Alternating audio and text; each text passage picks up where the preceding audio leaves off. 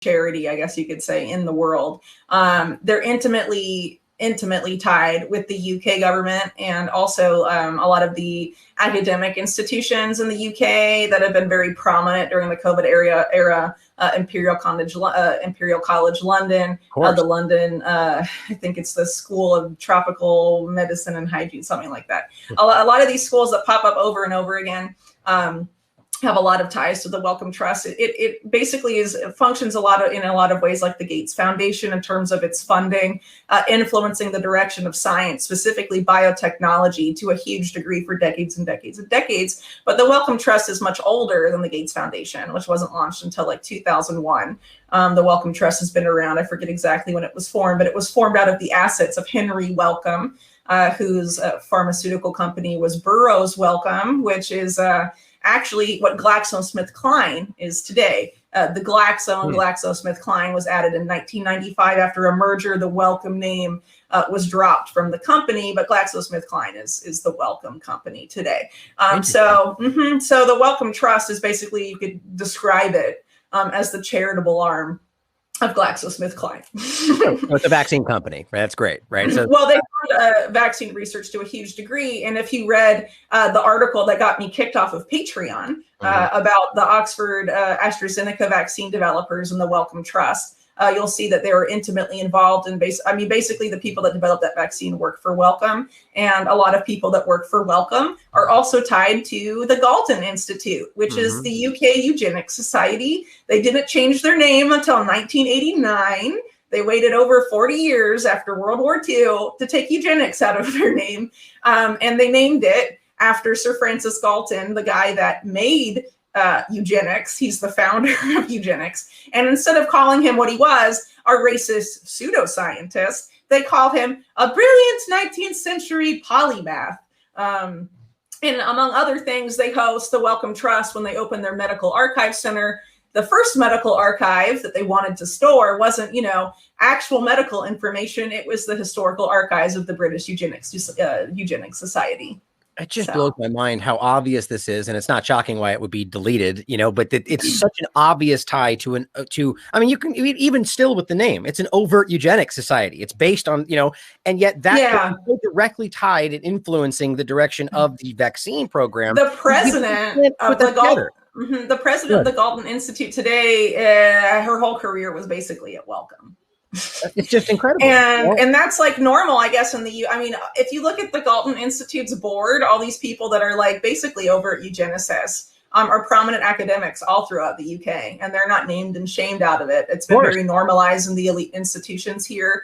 And so it's not a surprise to see why, the Wellcome Trust is as influential in the UK as it is, and also globally. So, it's really... I would consider it sort of a UK equivalent of the Bill and Melinda Gates Foundation, but much older and with even more money. It seems to suggest that there's an obvious underlying, like if it's multiple places, multiple leading like Western countries all quietly supporting this without saying, it clearly seems that the elitist backbone of all of these governments are involved or aware that this is a direction they're trying to accomplish. Maybe they think it's for the greater good. I've never believed that, but it's happening, and look at what we're dealing with today.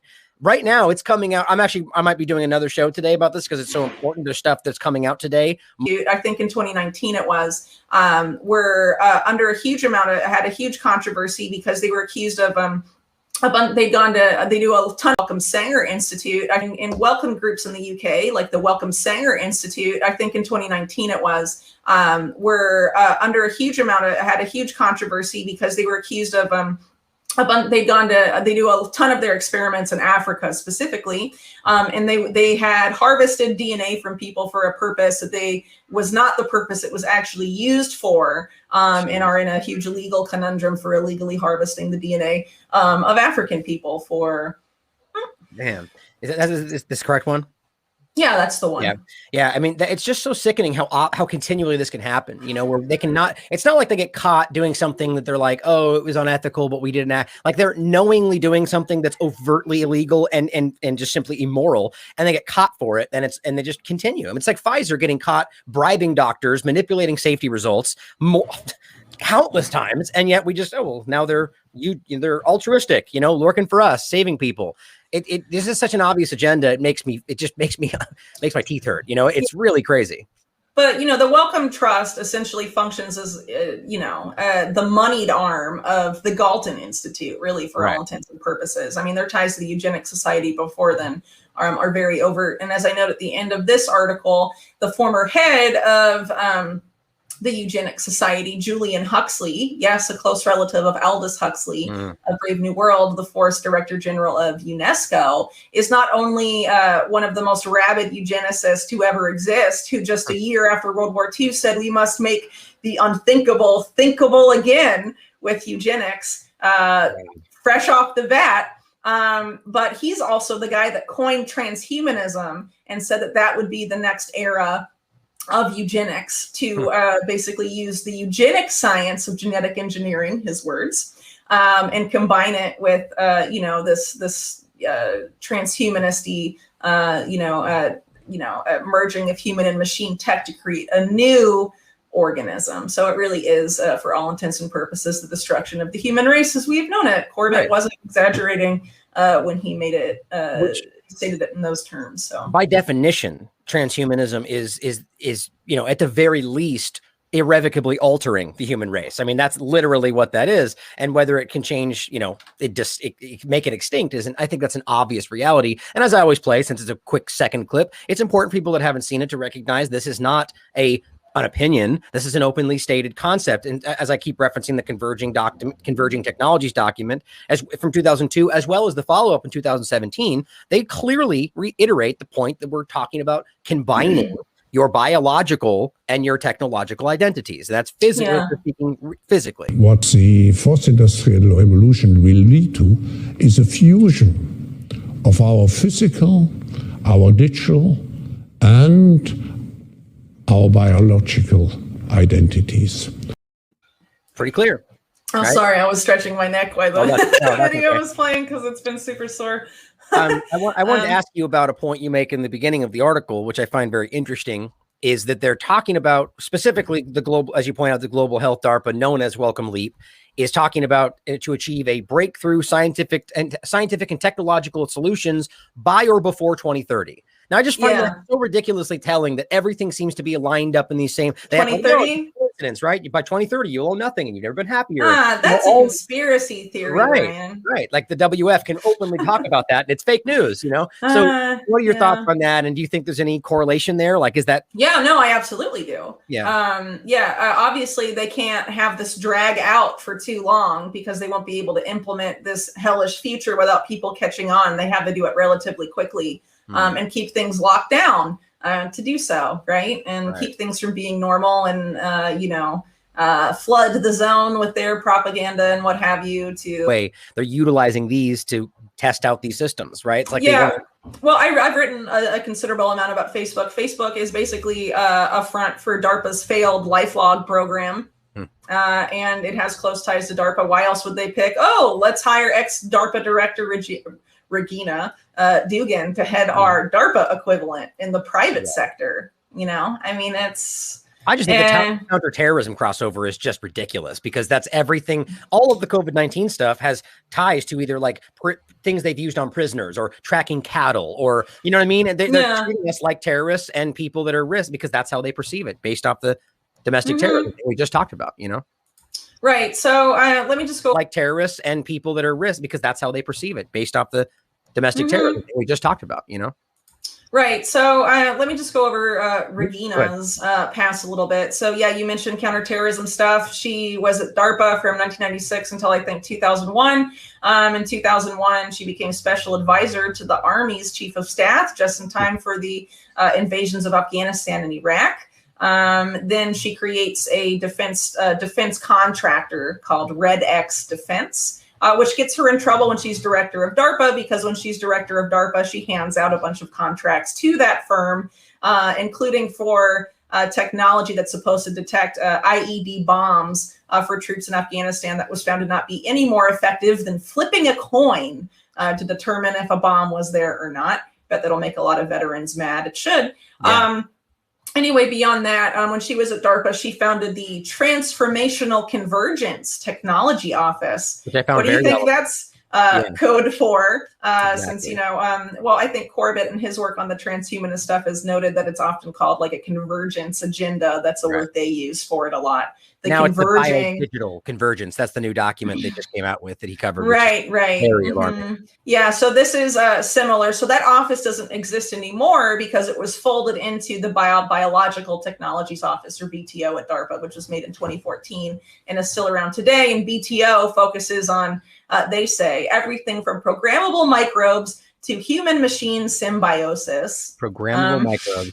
Kind of sounds like the virus mimicking nanotechnology that Charles Lieber was working on, right? It sounds interesting and similar. It sounds related. Yeah. So basically, BTO also frames a lot of this. Obviously, transhumanist, mad scientist stuff is health focused to a large degree. But the key thing about her time at DARPA, it was actually Dugan that greenlighted the agency's investment in mRNA vaccines, which that technology comes pretty much entirely from DARPA. They invested in 2013 in both Pfizer and Moderna's mRNA vaccines. And what are the mRNA vaccines on the market now? Wow, that's interesting. Right. The hand of DARPA, and specifically this lady, guided that to reality. And the person that Dugan basically lobbied Dugan for this, and she put in charge of that program a guy at DARPA named Dan Wattendorf, is now the director of innovative technology solutions at the Bill and Melinda Gates Foundation.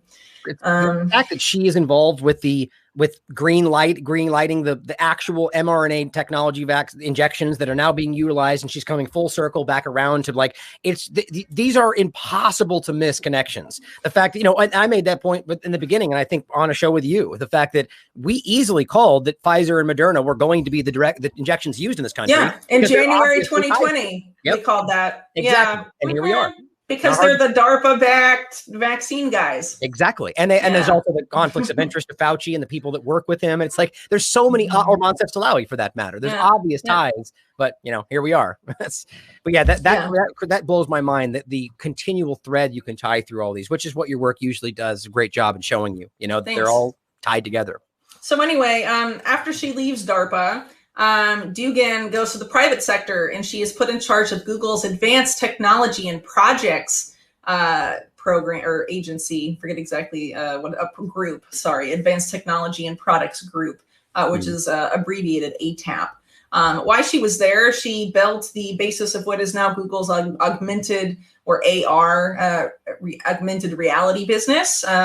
She created something that they call Project Jacquard, which is smart clothing, which has teamed up with Levi's and I think Yves Saint Laurent.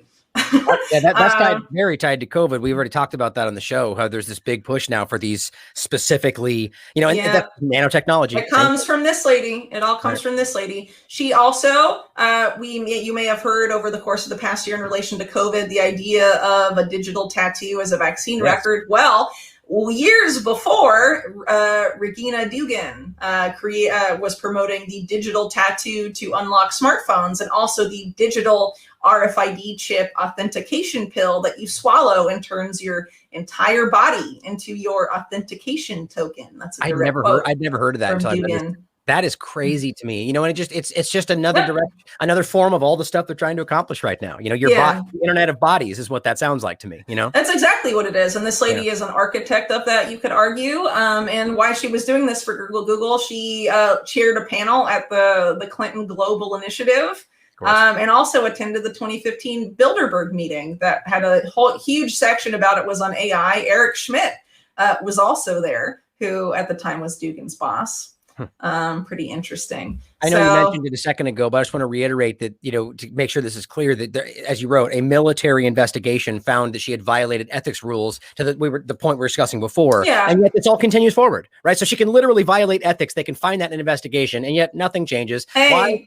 Because she's clearly invested in what's the direction they're taking. I mean, it's totally obvious. Well, like in the UK, the health secretary, Matt Hancock, just got caught having this affair all of last year. And he's been in numerous scandals over the past year and several months, and he's unfireable. He could literally shoot some person in the face in the street, and I don't think Boris Johnson would let him go.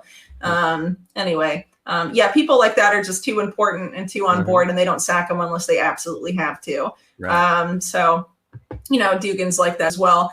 So anyway, she leaves Google. She goes to Facebook. Facebook, their DARPA equivalent was called Building 8. It's called something else now. I forget exactly what. But basically, as I mentioned there, she created their non-invasive brain-machine interface technology, or rather set up that program that's leading to that. And earlier this year, Facebook actually showcased prototypes for that wearable now, several years after the fact. I think this was back in 2016 when this first started. So now we're in 2021. It's taken them several years to do it, but now they have a prototype that can supposedly anticipate the movements of your hands and fingers from your brain signals alone, and also anticipate what you plan to type with your hands before you would type them. They claim it won't be able to read your mind, but trust Facebook as far as you can throw them. No, they've already made. This is the kind of point I made a moment ago. Is that you can look back at what they were arguing years ago, and they'll clearly state like this is obviously the direction where we're already at a point where we can basically read your mind or estimate what you're going to do based on your synapses or whatever. And now today, the more up to date, they're like, well, we're not sure. It's like, it's just interesting how it gets more convoluted when it gets closer to actually happening. And that's something. Yeah. Well, I think consistently they oversell their technology a lot. And they act like it's going to come sooner. And so I think that's given some people that research in this space this feeling of inevitability, that we can't beat them or challenge them. And I honestly think that's inaccurate. I think these people thought AI would be much more advanced now than it actually is. They're desperately trying to produce the singularity. I don't think they can actually produce it. I think they've just run into too many problems, and that AI doesn't do the stuff they want it to do. I mean, they want to replicate consciousness in the machine, and these are the most unconscious people on the planet. So, I don't think it's going as they plan. So, some people research this stuff and based a lot of it on the hype that these people put out on their splash pages and whatever. Yeah. But I think it's important to have the nuance there. We also have to keep in mind that AI, even now, like diagnostic robotics, the IDF Link company that we wrote about, that I wrote about for TLab last year, their company says their AI to predict COVID outbreaks before they happen is 78% accurate at best. And that hasn't been vetted by independent people. It's probably way lower. It's probably 50%. Right. But even if you believe the company, which has a reason to oversell its capabilities, it's wrong like 1 out of 4 times. Right. Okay. So these guys can't have all these systems running on this crap and have it fail so often. So, obviously I think there's a lot of hubris and arrogance involved. And I think that doesn't get factored into the discussion enough, because I think people need to realize that we still, they've taken this pretty far, but we can still stop this. Absolutely. Yeah, I really want to make that clear. This isn't like inevitable. They're not inevitably going to win. That's actually what the elite want you to think. And people that are framing it as such are actually playing to the hands of their agenda. Yeah, that's my opinion. That's something that Corbett points out all the time too, that this perceived like omnipotence, is not really necessarily there. They definitely are powerful, but they're also pretty damn clumsy a lot of the time. And just people, we can go off on that for a while. But the point is, I agree completely. And we shouldn't overestimate how well they could be doing or how powerful they could be. I want to add one point really quickly back. I was going to say something about the IDF I thought was really interesting, or specifically the Israeli government. I don't know if you just saw, but Los Angeles County is now going to be using IDF veterans as law enforcement to protect Jewish communities. Isn't that is incredible. That's like the Jewish Defense League coming back. But think about, they're going to argue, well, they're veterans, right? So it's not, this is a real world implementation of law enforcement from Israel's government in the United States. I mean, it's just crazy to me. Yeah, that's bad news. That's bad news. Very bad news. Okay. But I just want to throw that out there because I thought it was interesting, the crossover we talked about before. Well, maybe that's a way to get people in the U.S. to care more about IDF war crimes when they're happening in California. Great point. Great point, because that they will. I wanted to ask you about, to go back onto the Welcome Trust article, about how she responded in an interview. I think that was this one here, about being asked specifically, and this is what I think is so crazy, directly asked about who they serve, essentially, who the program serves, the welcome lead. Yeah. So the question was, so when you worked at DARPA, you had a very specific client that was the U.S. military. So who is Welcome Leap's client? Right. And she gives this long-winded answer trying to be like, oh, well, blah, blah, blah, blah. There's lots of things happening and, you know, all these moving parts. And then eventually she gets to it. And she's basically like the biotechnology and pharmaceutical industries and international organizations. Like the UN and public. Like the UN and World Economic Forum. Well, in a separate part of that interview, she's like, you know what? I'm a big fan of public-private partnerships. Of course. So, I mean, big surprise there. So this group, someone that went from DARPA to Google. I mean, come on. Right. So this group that's ostensibly working for the American people is clearly working with the people who have a vested interest in doing things at your expense. That's fantastic, right? It's ridiculous. Yeah, I don't know. Well,